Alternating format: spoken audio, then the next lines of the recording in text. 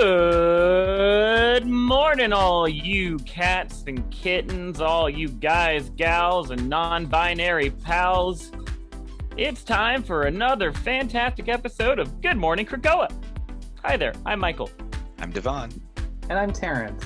And each week, we bring to you the latest in X-Men comic book goodness. We will discuss them. We will dissect them. We will go down numerous rabbit holes, all for your listening pleasure. So sit back, stay a while, join in the conversation. How's it going, guys? Good. How are you guys doing? Yeah, doing great. We live in a post-COVID world now. It's Yay. wonderful. Have you actually gone outside? I have seen the sun on my skin. Yes, it burns. Oh my. You should wear some sunscreen. I think I'm just going to stay indoors and look through the window as I've been doing. I'm feeling pretty good. It's actually, I have to admit to myself that it's been a pretty good few weeks, though I was taking some medication for a knee injury that I realized later was also an opioid. I've been taking it for probably 2 or 3 years with this issue, on and off. But for some reason, it actually hit me to the point that I was feeling super euphoric. And I was like, is it just because it's been a few good weeks? Or is it because I'm high right now? I was like, I hope it's not the opioids. But then a friend of mine was like, that's the baby of opioids. It's cut with aspirin. So it's probably not that. You're just feeling very good. I like to say both. Both is good, you know? Yeah, let's just say it's the drugs. The euphoria was not inside of me all along. And don't let anyone else tell you otherwise. Thank you, Krakoa drugs. I know. Let's get those Krakoan flowers out here. Get high on life. So what books do we have today? Today we have Children of the Atom number 4, X-Men number 21, and Excalibur number 21. I think we can all agree this week's crop of 3 books was not at all to the level of last week's crop of 3 books. I definitely didn't enjoy these anywhere near as much. And that's not surprising considering that we have what DeVon has coined here, the stepchildren of the atom. X-Men was okay, but Excalibur, I think, really revealed a lot of its flaws. In the spirit of getting through this, I'm going to go first and take the book that has the least to do with anything that's going on with the gala right now, though it's a little bit of a surprise. I'm going to take Children of the Atom number 4. Godspeed, my good man. Children of the Atom is written by Vida Ayala. The art is by Paco Medina. Color artist is David Curiel, and letterer is VC's Travis Lanham. 3, 2, 1, go. So this week we get to focus on Benjamin. We don't get to care about the other characters. And what we learn is that he's an emo kid, just like all of them are emo kids, because kids in high school have problems. This world is really serious, and this is the biggest thing they'll ever have to deal with. We have Cole blowing up on Carmen, and then we learn that the kids actually probably got all their powers from technology that they found on this alien ship. And the nice thing here is that we have ditched the idea that these kids are mutants. I think we've dropped all pretense of wondering about whether they are or they aren't. They're human kids. They're trying to get into Krakoa, and we find out that they're actually in the same timeline as everything else. So they're going to try to get in for the gala using really shitty, questionable ways of doing it. And surprise, when they try, the kids get kidnapped by no one else but the U-Men, who are going to harvest them for parts. And as they're trying to figure out what to do, the youngest one, Nighty Nightcrawler, Michael's favorite, summons the X-Men to come and save them. And we literally get nothing else that's important in this book. The end. 1 minute and 9 seconds. 9 seconds too long, in my opinion. I think the biggest revelation of this book is that we have dropped the very tedious question about whether or not these kids are mutants. The description of the book says that their goals are to become mutants. The kids talk about going through the gate, knowing that humanity is now allowed through. So there's a lot of implication here that the kids are not mutants, they're just flat-scanned humans, and all the more problematic for it, which kind of makes the previous 3 issues an exercise in what the fuck is them, because why did I even have to deal with that question in the first place? And yet we still can't escape the tedium of stuff like Carmen has a secret. Carmen's going to talk to someone about the secret, but every time she wants to talk about the secret, something interrupts her and they forget about it. It's just stringing us along. I'm really tired of it. I really want to drop this book. I don't want to read this anymore. I have to agree with you. I mean, to the writer's credit, this book is not badly written. It's not a bad book on its own. It's just that it comes at a time when we expect more of this universe, and this is just not up to par. Like, you have a plot. Let's get to it. I have had this realization recently. I don't like the young adult stories out there. I don't like these teen books. I don't like watching TV shows that are like about teenagers having problems or complaining about their bullshit or will he or won't he like me. I'm over it. I'm over it with Children of the Atom. I'm over it when I tried to watch The Irregulars. It's the same bullshit. I'm over it with Teen Wolf. Hot men aside. I can't do it anymore. Maybe this book is just not for us. I agree. It's not for us, but Maybe, yeah, we're not in the age demographic for whom this would be interesting. It's true. I am in my 30s, and I guess I just don't care about teenage bullshit anymore. We're all in our 30s, and none of us care about teenage bullshit. I mean, it's probably true. I mean, is this compelling to some teenager out there? I hope so. But it really isn't to me, and maybe I would think less of a teenager if they did. But I mean, it's clearly meant to speak to certain issues. The abandonment issues seem very juvenile, but I'm sure they're salient for a kid this age who's dealing with this change up in their family structure. Same thing with Carmen, like wanting to be special, which, by the way, quick correction, they all are not mutants, but apparently Carmen is a mutant. Maybe.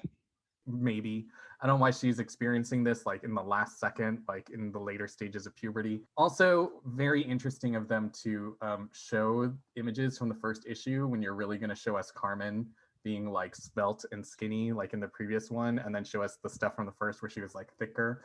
Okay, like consistency, not a concern, I guess. Maybe that's her mutant power. It's like you said, they are covering issues that I think are relevant to teenagers, that like, and people in general. The idea of being in a blended family, feeling like you were replaced. As a 30-something-year-old gay man, I read and I'm like, ugh, people are dying. But I understand that for a lot of people, that probably is very relevant and hits home. It's just, I ain't one of them. So the point is lost on me, I guess. And maybe that makes for an unfair review. I don't know, but it's mine. Way to look at things. Oh, okay. I mean, yes, I don't think we are in the age demographic for this particular story, but it does have its own flaws. I mean, I don't know if these are believable teenagers or not. I don't remember what teenagers sound like, what they should sound like anyway. It has elements that are reminiscent of Animorphs, and if I were that age again, where I first discovered Animorphs, I think I might find this compelling. Bear in mind that we do read books about teenagers in the X-Men, right? New Mutants is all about that. It's just, and I don't think we treat the teenagers in the mutant books quite so harshly. Oh, but we do. I mean, we do. I'm not saying we don't. I mean, I'm very forgiving of Annalee. The rest of you are jerks who don't understand what it is to be young anymore. But I mean, I don't know. I think it's just a bad mix of the fact that these kids have problems, but they're not being introduced in very interesting ways. They're kind of just like from the get-go. I have a dark, emotional issue. Well, in the previous issue, she also had a dark emotional issue, and this other person has a dark emotional issues. It's us and our dark emotional issues. So, is this kind of a statement on X fans then, that we're all just broody little emos? We are them, and that's why the X-Men speak to us? Because there's a lot of fandom going on in this book, which is kind of fun, I have to admit. And a rare pro for this book. They did call Mystique God tier. In terms of mutants, and I agree with that statement, especially after our most recent judging of looks. She's definitely God tier. It's interesting to me in that way that these characters seem almost like a reflection of fans and their obsession, and it's like, how far would you go to be with your idols, to be with the X-Men? I also straddle a weird line here because the kids act in ways that are, one, reflective of a lot of progressive ideals nowadays, right? They believe themselves to be. And at the same time, they do not act in ways that are probably the best for people who would hold those ideals. But at the same time, that's totally expected. So, their obsessiveness with this culture, even though they don't belong to it, the feeling that they in some way deserve to be pushing any and everything that they can do to try to get there when this space is just not made for them. And then even really highlighted by Buddy's whole like unflinching desire to steal something with their friend's DNA on it after he reamed them out for only wanting to be around him because of their mutant obsession, and that they were going to use his DNA to get through the gates because they believe that they deserve to hang out with these people, which to me is like them going from being very overly woke to suddenly being completely problematic. And I guess you could argue that those are two sides of the same coin, but tonally, it just seems like that these kids would be woke enough to be like, that's super problematic. You shouldn't do that. Yeah, Carmen's like, that's bad. You shouldn't do this. Yeah, but then they do it Bucky anyways. It's supposed to be that kind of character too, and she has no second thoughts about it. She's just like, yeah, I know this is wrong, but like we should just like do it. And like, how very white feminist of you. well, does that mean then that really the reason we hate this book is because it reminds us too much of ourselves? No. Sorry. These would be my critiques of white feminists all day long. So that was good. Just to touch on some other things here, looking at Queer Watch, because it's Pride Month, we do have Carmen we know this from previous books, but her very explicitly stating on the page that she's a lesbian. So there's no hope for her to be like a bi or pan in this case. She's not really in a love triangle between her one friend and also Buddy. It's very like clearly she's interested in Buddy. Unfortunately, Buddy seems to be only interested in her boyfriend. In a previous issue, hadn't they been very explicit about Carmen and Cherub dating? Yes, because Buddy is into Cherub. Right. He's conflicted because Carmen is dating him, but Carmen is a lesbian, but she's very open about it. Yeah, that's what is confusing me. Yeah, it doesn't string together. I don't get it. Maybe we misread something? And I don't think so. This issue feels like it was written recently, as opposed to the first three, which were probably written at an earlier date, and now they're trying to catch up. I was going to say, I wonder what the editing was going on back here to pull it up to this point in time, because that has been a criticism of the book, and maybe to try to salvage it, they've ditched some of the plot points that they were going to work through.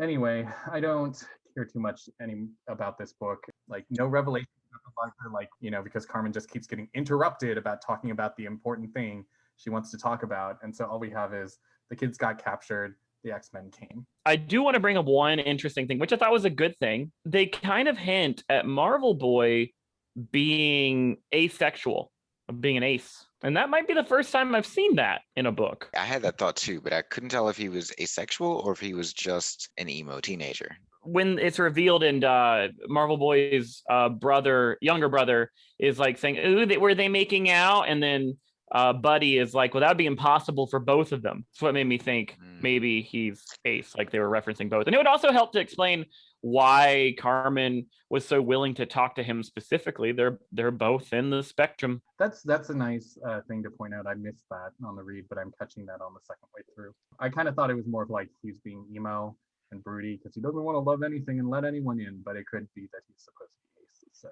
more representation, potentially. Happy Pride. Yeah. From Marvel Disney.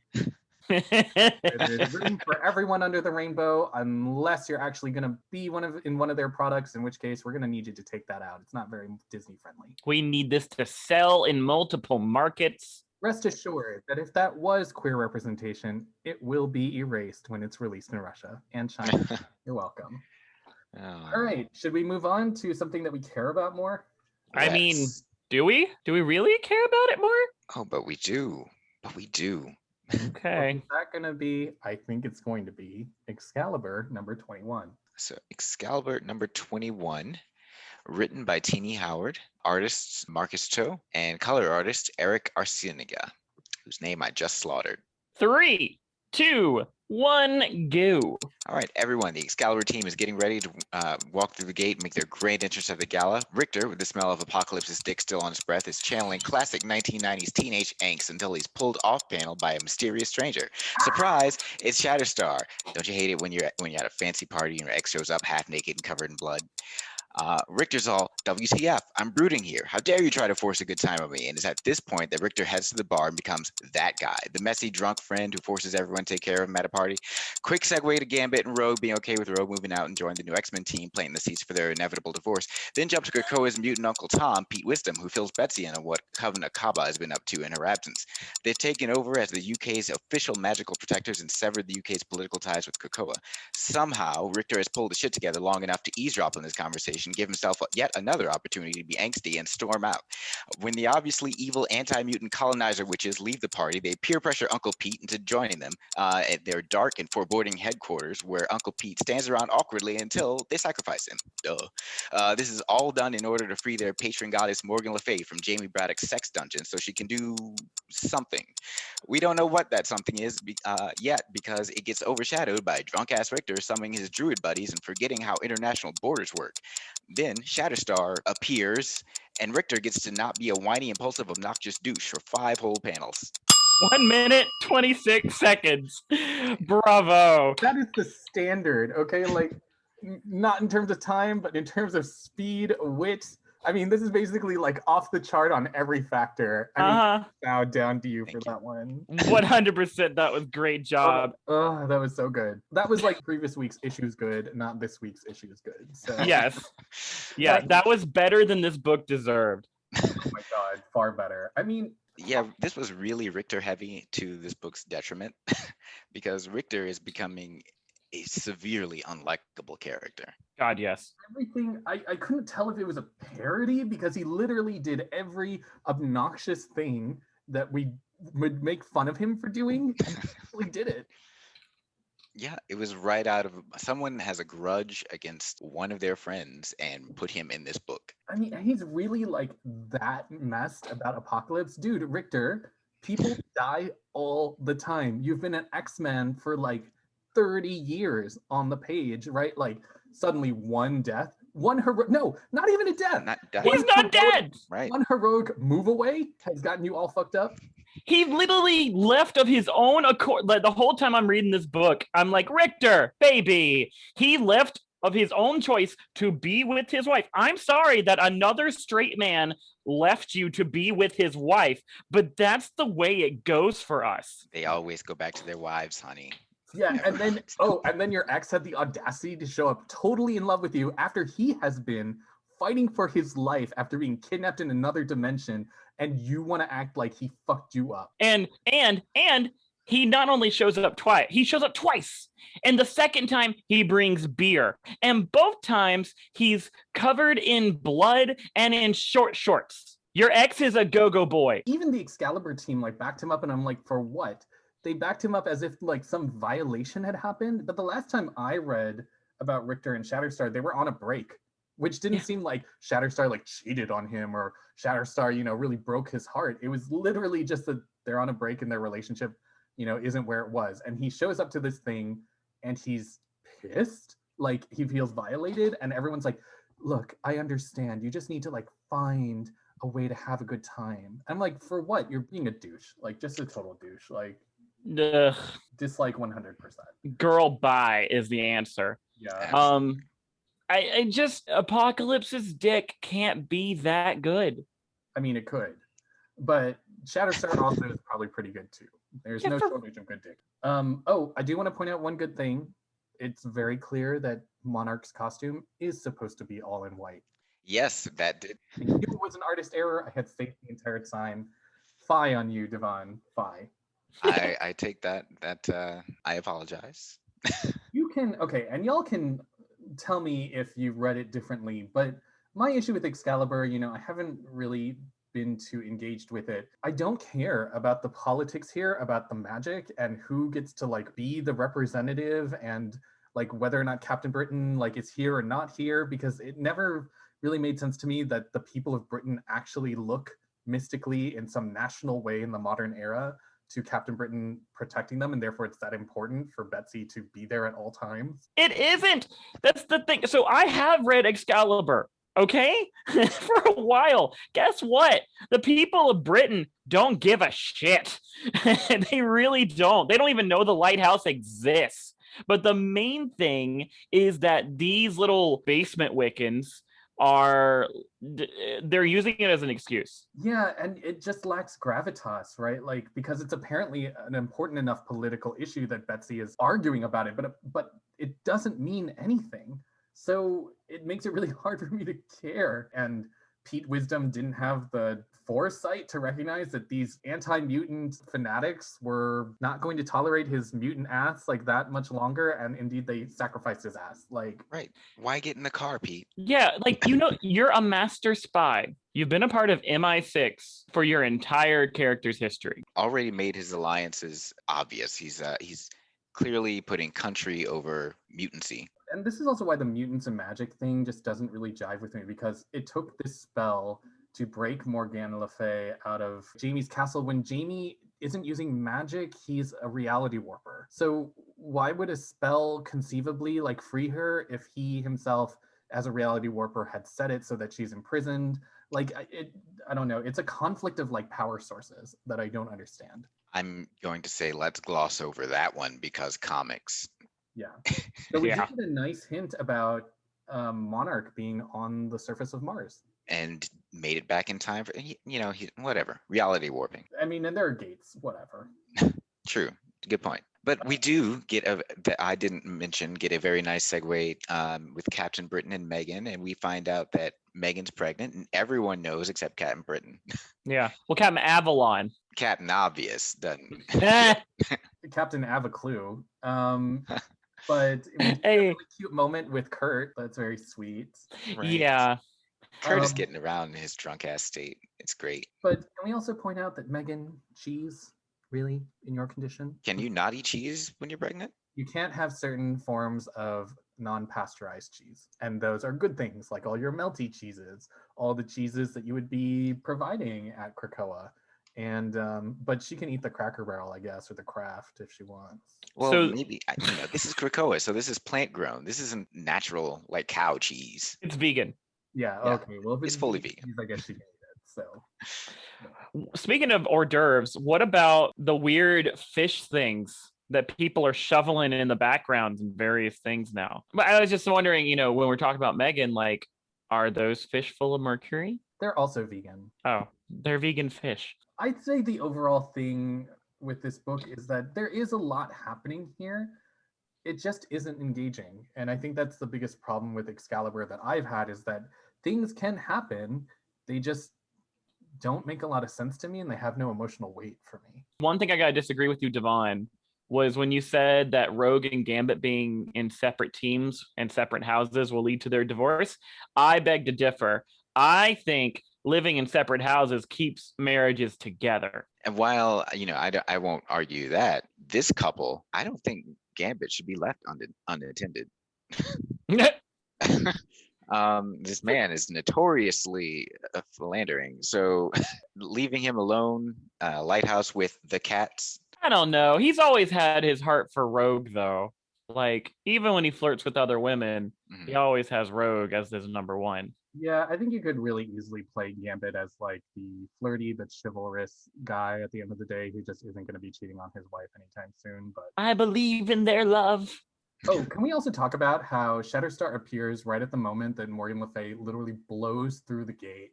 And this should be something really important that Rictor would want to follow up on, but instead he decides to go from whiny little asshole to besotted kind of not douche and get his dick wet instead of figuring out like what the hell just blew up on the lighthouse that he just moved. Yeah, they want us to hate Shatterstar, and they are succeeding. He looks- Sorry, not Shatterstar. I mean, Oh. I meant Rictor.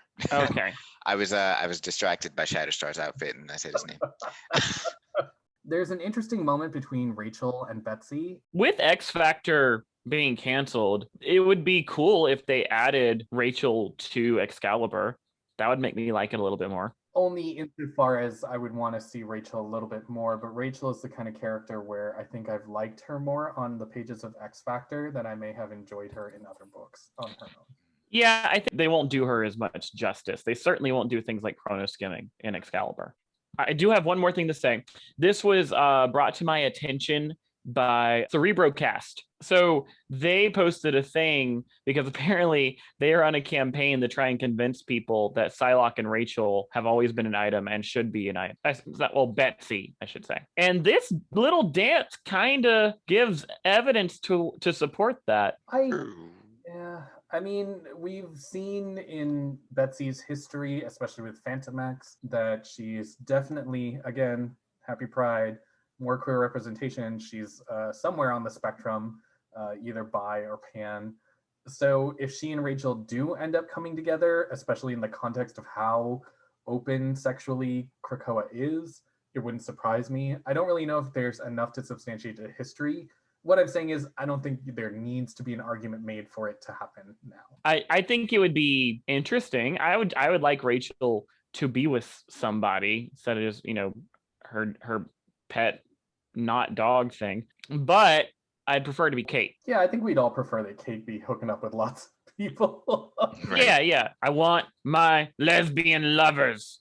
Give me my lesbians. Nope. Does anyone really care about the Coven Akaba data page that we got with the history? No. Okay. Then moving on. Like, I will say, I love Pete Wisdom. I know a lot of people don't like him. I like him as a character. He was one of the reasons I really enjoyed Excalibur in the 90s. And I kind of like his perspective here, just because it's nice that not everyone is drinking the Kool-Aid. Yeah, but I guess, but it bit him in the ass this time. Yes, because hanging out with bigots resulted in him getting killed by bigots. Like, glad you had your Uncle Tom moment, but I guess we're going to be resurrecting your ass, and you can talk about how much you don't really buy the island. Okay. Yeah. Okay, honey. Right. So then our last book here is a significant one, is X-Men number 21. Yes, I'm going to do my best. So for this book, it was written by Jonathan Hickman. Artists are Sarah Pichelli, Nick Dragata, Russell Dodderman, and Lucas Wernick. In 3, 2, 1, go. So the gala is in full swing, everybody, and it starts with Xavier and Magneto approaching Namor, being all smug, and so they have a smug off. And unfortunately, Namor will always be the king of smug, and they lose horribly as he leaves them. Then we see several panels of Jamie Madrox's dupes being just really, really sad slaves, and as they are used for everything under the sun. Then we also have Jean and Cyclops announcing who the X-Men are going to be. But first, everyone gives a very immediate psychic explanation for why they should be an X-Man. And then everyone debates it. And it all happens just like that. And as soon as it's done, boom, we have our new X-Men. And they are, of course, Cyclops and Jean Grey, followed by Rogue and Sunfire, Wolverine, aka Laura, Sync, and Polaris. They are the new X-Men. We also get a lot of celebrity sightings. We have Emma making a deal with some new mysterious individuals that we have no idea who they are or what they want, but Emma sure does. And we also have people having random conversations with Kevin Feige. And then we also have just a bit of slice of life. We see the Monarch appearing. We see people walking about. We get a great shot of Cyclops' ass. More Madrox clones banging on drums. And then we have Emma giving her little closing speech. And then she connects everyone with psychic lightning bolts, which is new. And they see the final show, which we still have not seen. I assume we'll see that soon. But it's apparently amazing. And we end with, it is not the end at all, but the beginning of a new age, the end. All right, 2 minutes and 10 seconds. I stand by it. First of all, honey, psychic lightning bolts, you mean psi bolts? Whatever the fuck. Which Emma has wielded since the beginning of her tenure. Fake fan. Fake fan. Look, she's. When's the last time you've seen her shoot a lightning bolt out of her head? On this shirt that I'm wearing right now, she has to channel all of her psychic ability into one bolt. That was in the 80s when she was still a villain. That was a long ass time Still ago. relevant. Long time ago. Classic. You have no choice but to stand. Long time ago for her to do that. So there's a lot in this book. Namor, like, just seeming so unhinged in a way that's more unhinged than normal, especially considering that he was like in the X-Men for a while, like, and suddenly is so divested from them and thinks everything they're doing is puny and small, and then linking up with the Illuminati. You know, I don't think Namor was ever really in the X-Men. He might have been hanging out with them like in a phase during those Utopia days, but all for the promise of being able to sleep with Emma, and Emma like not giving it to him, like with the idea that he could eventually steal Emma away from Cyclops. Like, right. I mean, technically, he did sleep with Emma. I mean, a long time ago. No, Avengers versus X-Men. Wrong. Yeah, When they were Phoenix 5. Wrong. Yeah. She made out with him psychically. No, they did. They had sexual relations He was so wrong. because Cyclops wasn't paying her any attention. Wrong. I remember there was an affair. I don't remember the extent of it. I remember she just makes out and tells him to go to Wakanda. Was that literal or figurative? Ah. The interesting thing here is all the flat stands brooding with each other about how good Krakoa is in their little Illuminati secret group here. So I definitely think we're going to see a show-off eventually between the new Illuminati and the Krakoan Order and this Quiet Council. It just, look at these flat scan men who just couldn't do anything to really help the world and still think that they have every right to control it and run it. They failed already and the world was destroyed. Exactly. So fuck that. Like, ironically, Black Panther is there, conspiring against insular communities when you live in Wakanda. Right. Hey, Black Panther, the kettle is also black. So then in the meat of this, of course, we have the vote, and we have Flatscan standing around being confused until, thank God, Stephen Strange has enough fortitude to tell them that what they're doing is actually elegant. You don't know what you're talking about. We have a mysterious Asian woman also commenting, who we can't figure out who she is. I really wanted to know who she was. I was very confused by that lady. Yeah, I'm glad I'm not the only one. Yeah, we have all our people elected, which, I mean, a cute little panel here with Wolverine, because I think we rarely get to see Laura look so goofy. Scarfing down shrimp. I do want to bring something up on Namor real fast. Mm-hmm. In terms of body yaddy yaddy, the man is showing off his abs. We do get a nice little butt panel. It's literally just there for us to see his ass. And very nice low-cut V. It is very evident that Namor shaves his pubic region. Well, I think I would pay more attention to this, but his douche factor has really, washed those abs out for me. So I am not paying attention to him, but you can slobber all over problematic people all you want. I will remind people that I did not ever at any point slobber over anyone who I found problematic in the least. Yes, especially not Fabian Cortez, and if you say I did, you're a liar. Yeah, I'd fuck Cortez too. In my association with you, substitute moral fortitude, because I don't have any. And I still find Namor and Fabian hot. Yeah, not to mention, Grey Crow. You also slavered over Grey Crow last week. He's getting a redemption arc, so. After murdering children, it's fine. I mean, so did Namor, technically. I mean, not to dog the artist. I'm always here for art that's a little less literal, but it also was a bit of a turnoff. All the arched eyebrows, it's just like, oof, okay, I'm not really into it. Coupled with Namor's just awful personality, I just wasn't here for it at all. But, you do you. Mm-hmm. I'm going to do him, actually, if I get lucky. Call me. So Emma's talking to this secret society we've never heard of before, and it's interesting because we have very clear panels where Raven is listening in on that conversation. Mm-hmm.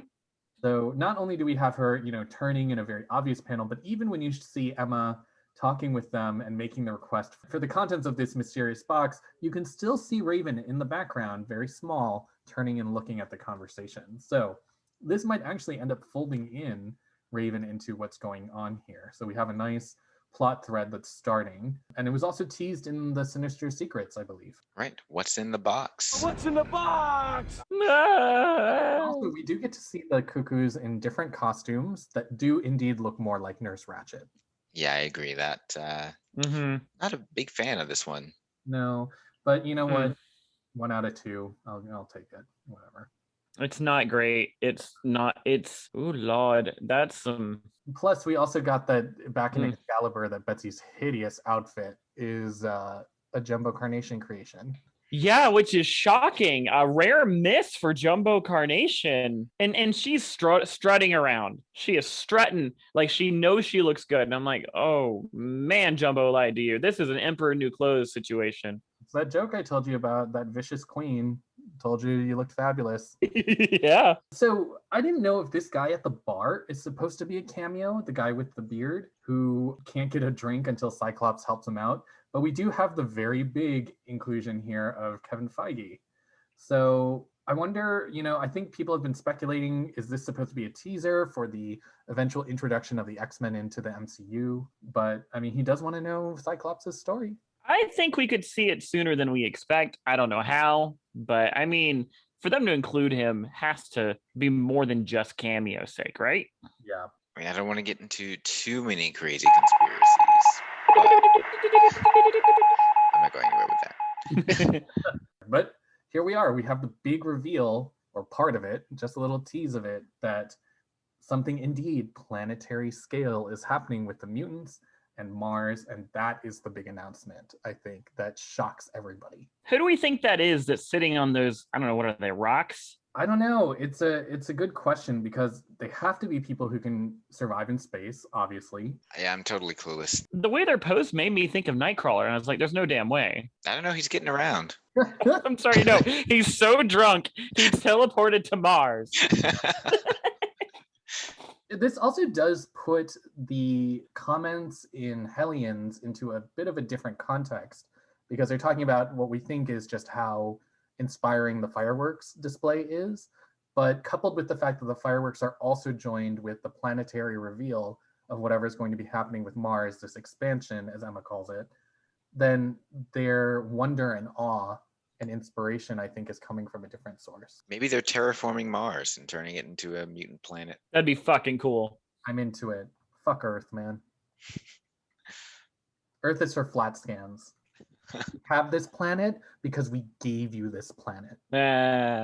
Is anyone else bothered by all the dupes being used as butlers and servants? Yeah, it's not a great look, and it didn't look great, no.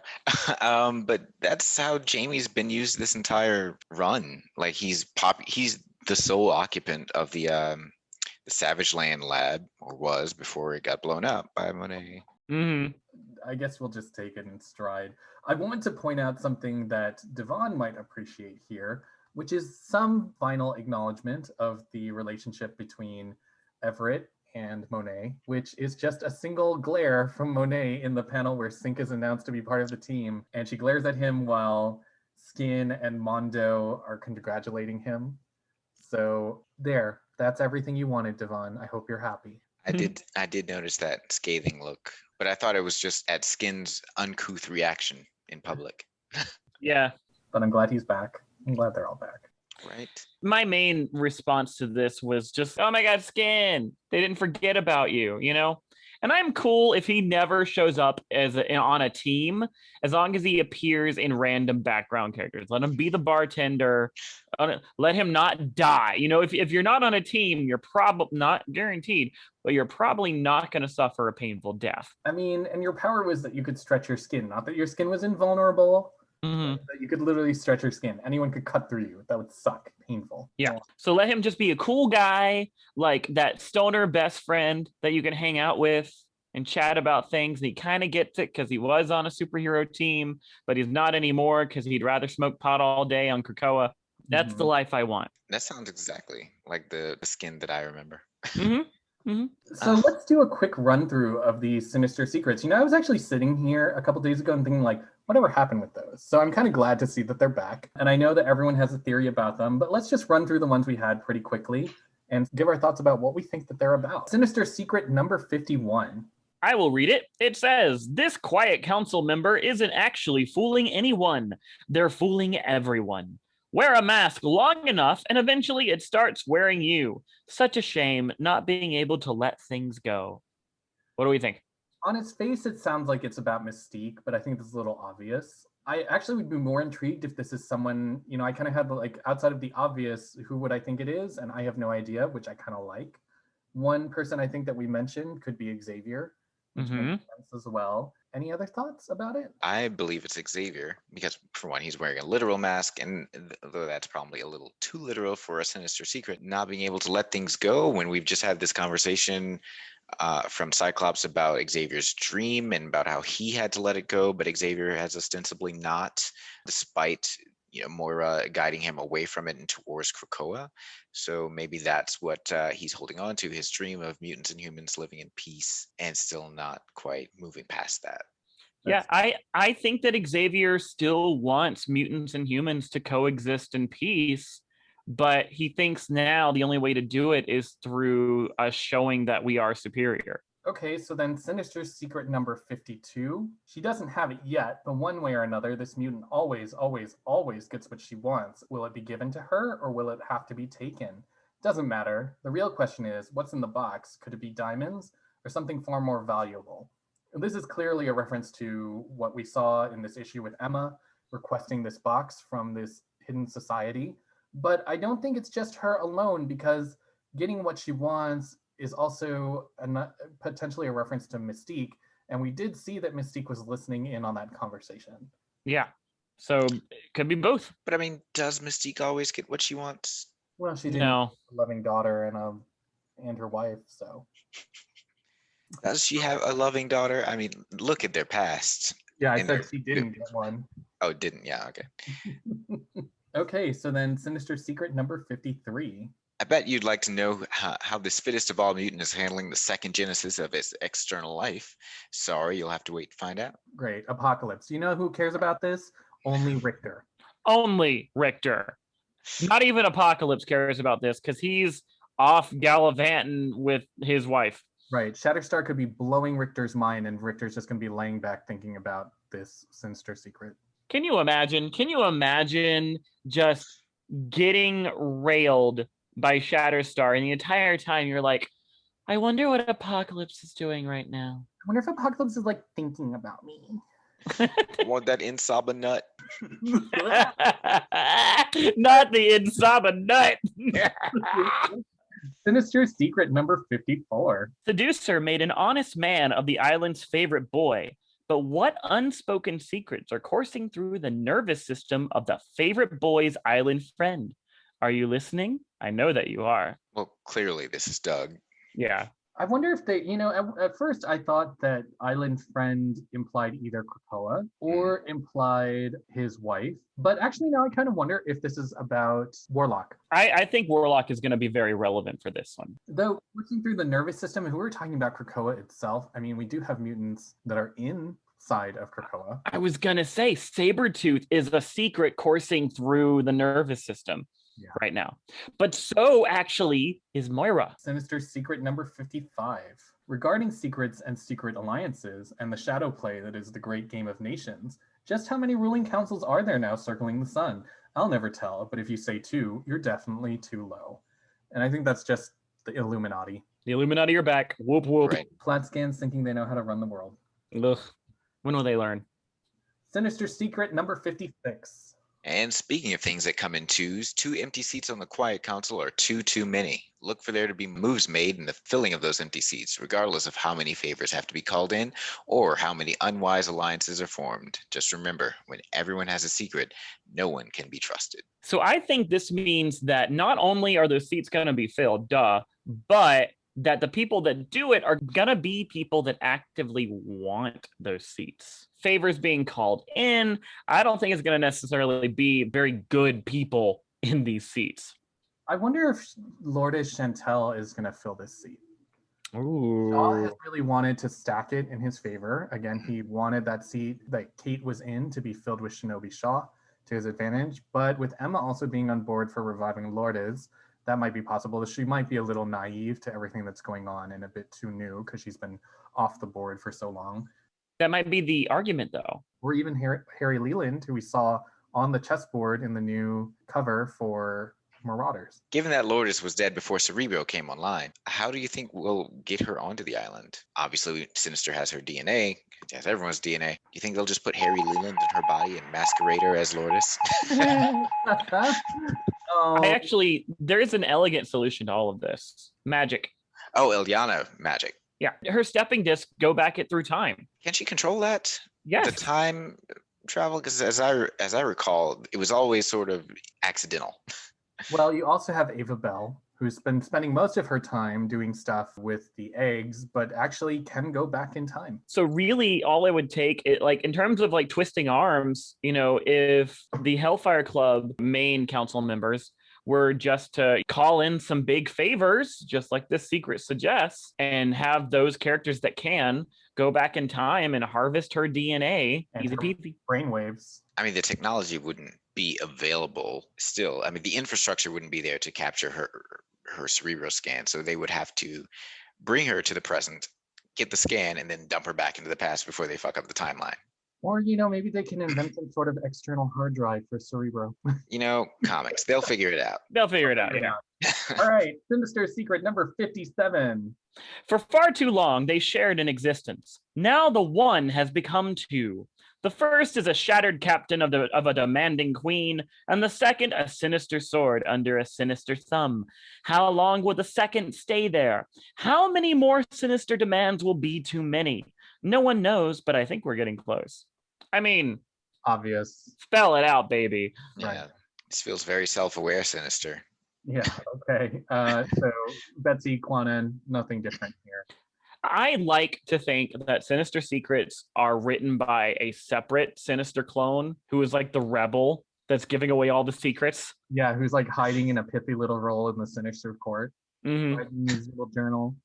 All right, Sinister Secret number 58. It's still the early days of the Scoran excavation of blight worlds, but an unknown material of immeasurable worth has begun appearing in the crooked market. So far, the Mad Jasper has snatched up every piece as soon as it's available for trade. But don't you worry, our Confederacy of Capes is set on acquiring some, by hook or crook. I think this has something to do with Hellions. Sinister, all about capes, Confederacy of Capes. Didn't Sinister's counterpart in Araco have a cape? And this has to do with the Crooked Market, which is an Otherworld, which is connected to that part of Araco. Let's not forget the one chick, the tree chick. She's trapped in that Crooked Market. She got arrested and they kept her. So I think that this is going to be more of a Hellions thing. I suspect Sinister is going to make the Hellions go to the Crooked Market. Okay, nice. I see it. Sinister Secret number 59. Promotions are hard to come by when everyone is a resurrected immortal, but sometimes a change has to be made when an unexpected variable is added to the equation. Heroes and their do-gooder ways, always an inconvenience for a practical mutant. I think this might be an X-Corp thing. Or maybe it's a Moira thing. Promotions? Moira is a practical mutant. Well, so is everyone in X-Corp. Yeah, that's true too. And it's true, we haven't had anything about X-Corp. These are usually related to the book plots. So it's just an unexpected variable. What could that be? I just don't know. Otherworld Resurrections is an unexpected variable. True. Right. Michael, you want our last? Well, this is technically not the last one. Do you want the repost? I'll do it. Sinister Secrets revealed, reposted. We don't hear this word spoken often, so when we do, it's best to pay attention. Because when you square that circle, what took a long time to build can come crumbling down rather quickly. Inferno. I think that this has to do with Inferno. Inferno.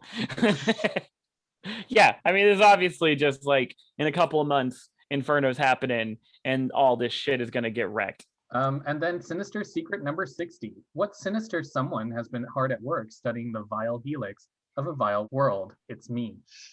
I think this has to do with, what Sinister did in Hellions, harvesting a lot of that rocky DNA. Let's go through that one page where all those celebrities are. Who do we see? Wait, so I see Patton Oswalt and R.R. Martin and his wife Paris speaking with Kate. Oh, is that who that is? Oh Yeah. my! I thought that was the guy who Emma bought the island from. No, it's George Yeah, R. R. and he Martin. was just invited back as an act of goodwill. No. Yeah, so we have Patton Oswalt and his wife Meredith Salinger. We Is have that Eminem in the background talking to that's what I Namor? think. I mean, I don't know who the hell else that's supposed to be. I don't think Eminem would be. He's not culturally relevant enough to be here. Actually, on Twitter, he recently reposted where they put him somewhere else, and he was like, "Thanks, Marvel." Oh, nice. You also have this bald guy who's standing behind Eminem, and I don't know who he is. And then the guy in what looks like an Adidas yellow hoodie, also behind him next to Betsy. But I would say the four are the most obvious. Harris, R. Martin, Patton Oswalt, and Meredith. Maybe Eminem. And then of course we had Feige. I still want to know if this guy here in the bar scene is supposed to be, I mean, he's pretty obviously supposed to be a reference to someone, but I don't know who. And I looked through all the artists, and I don't think any of the artists look like this person. Yeah, it could be just a friend of theirs that they threw into the book. Yeah, the authors have definitely put themselves in here somewhere, and in a lot of these books. I'm not surprised by that at all. If you happen to know who these people are, please write us, correct us. You can email us at goodmorningkrakoa@gmail.com. And you can find us on Twitter at gmorningkrakoa. Let us know. Because we sure as hell don't know, that's for sure. Right? I just want to say that Emma's outfit looks even better on the page. Oh, yeah. I love this. It looks so good. I love the way her earrings look. So good. Oh, gorgeous. I love it. So going back to Cyclops talking with Kevin Feige, just imagine, right? You see this interesting person at the bar, you're bored. So you go up and you say, "Hey, what's your story?" And they mouth vomit this onto you, this monologue. That doesn't happen.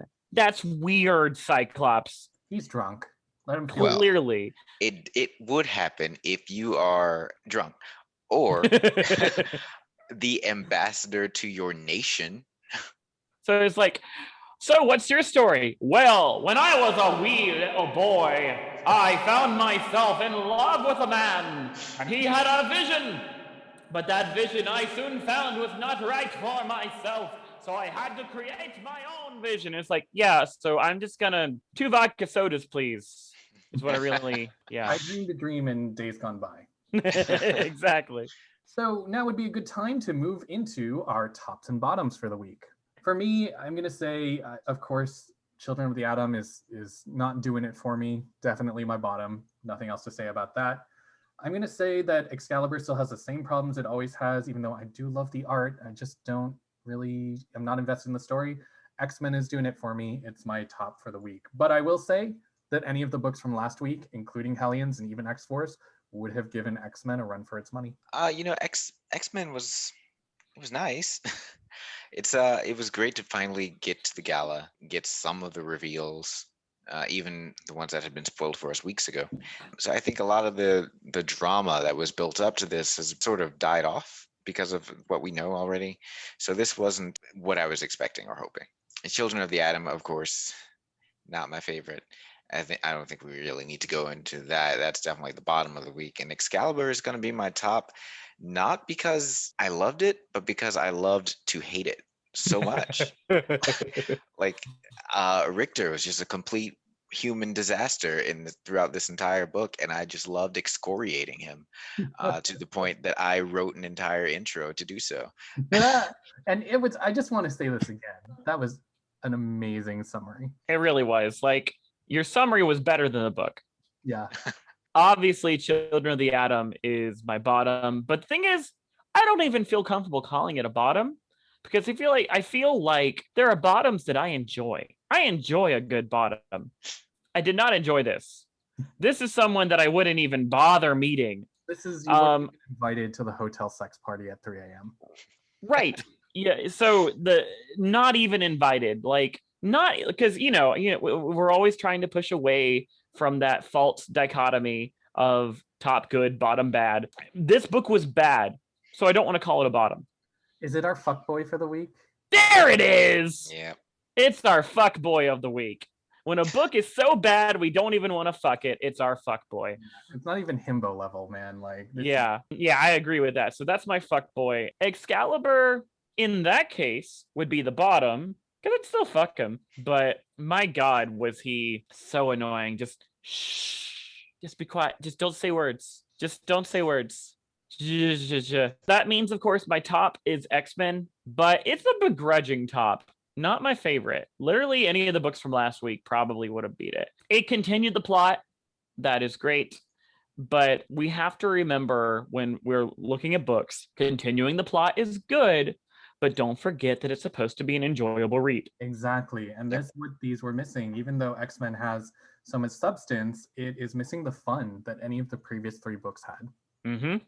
Yeah. So I give you my top spot because you did your job, but there are better tops out there. Okay, so let's move on to Destiny's Due Dates. Nice. So what do we have coming up next week? It's going to be a big week, y'all. We have New Mutants number 19, Planet Size X-Men number 1, and we have X-Corp number 2. Nice. Hopefully we'll get a better showing from X-Corp. I know we were not as delighted as we hoped we would be. And Planet Size X-Men, I really can't wait. That's going to be so huge. I don't know who's going to end up doing the summary for that book, but it's not going to be 30 seconds. I can already tell you. Any last thoughts before we close ourselves out? There's one panel in X-Men that I just really want to bring up, and that is this great panel with all the celebrities where we see Storm, Jean, and Rogue just hanging out, having a good time. Electricity is flowing. They're laughing. And it's just, I feel like it really encompasses all that I love about this era, despite all the shit that I yell about with what I just said about X-Men. This little scene of those 3 women together having a good time, reveling in their mutancy and gorgeous clothing. That's what I'm here for. That's why I like this era. But with all that said, remember, if you liked what you heard today, you can like, comment, subscribe, and share this very video that you're listening to right now. Why? Because you're wonderful and we love you. Because Krakoa is for all mutants. Even Pete Wisdom. Even Pete Wisdom. Sometimes. He's on probation. We'll see how he does, once he's resurrected again. This is the second time for him. We'll see if Pete gets an invite to the barbecue. Mm-hmm. We will send an invitation, but it will not have the right time or location. Ooh, the shade. Okay. All right. Good morning, Krakoa, and good night.